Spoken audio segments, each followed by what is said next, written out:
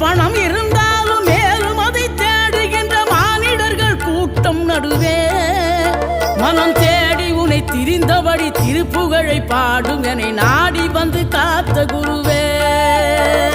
ஆசை எனும் தூண்டிலே மாட்டிக்கொண்ட என் மனதை இதமாக மீட்ட முருகா, மோகமெனும் தீச்சுழலில் முங்கிவிட இருந்த என்னை முழுதாக காத்த இறைவா, முழுதாக காத்த இறைவா.